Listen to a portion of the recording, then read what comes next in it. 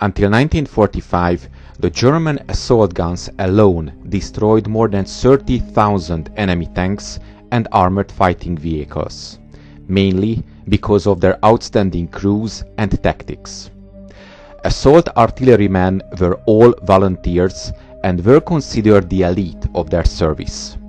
They were trained at the Artillery Training Regiment at the Jüterborg military training area about 65 kilometers southwest of Berlin.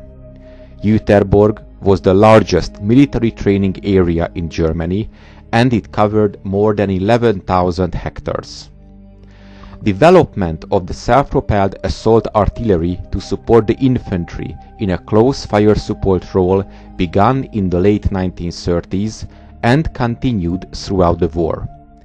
With the development of these new weapons, it was decided that the crew personnel would require a uniform designed specifically for wear in their vehicles.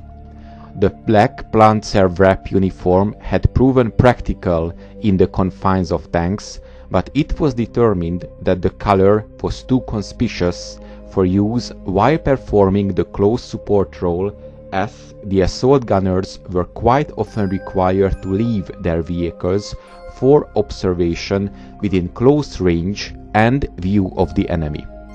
This consideration led to the introduction of a field grey Sturmartillerie uniform in May of 1940 with the same design and cut of the black Panzer wrap uniform. The field grey assault artillery wrap tunic remained the same throughout the war. Early Sturmgeschütz assault guns had no intercom system for the crew members and instead used a very crude voice pipe to communicate. This was quickly improved. From 1941, throat mics were introduced for all crew members. The assault artillery experienced its first test in the Western Campaign, the establishment of numerous assault gun units and later assault gun brigades, which were recruited exclusively from volunteers. The first unit to be set up in the late summer of 1940 with a total of 18 assault guns in 3 batteries. On the 1st of June 1941, there were already 15 independent assault gun battalions and 5 independent assault gun batteries in the army.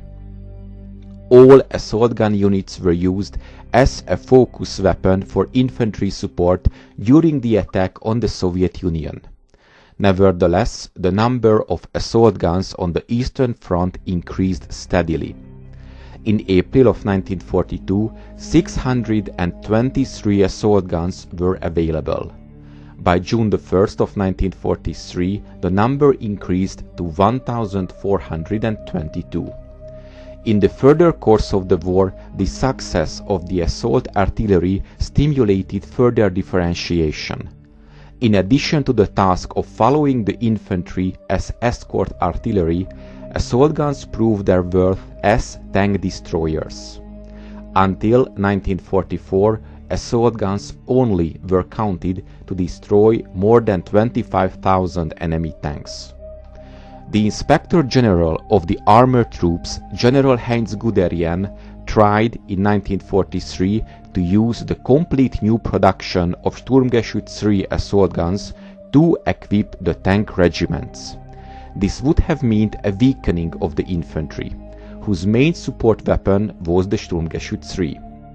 It was decided that from May of 1943, 100 Sturmgeschütz III assault guns from the new production were to be transferred to the armored forces. This was used to equip the tank regiments of the 3 tank divisions destroyed in Stalingrad and now reorganized. Assault guns were increasingly integrated into the tank destroyer role. In 1943, some individual decisions were given their own permanently assigned assault gun units.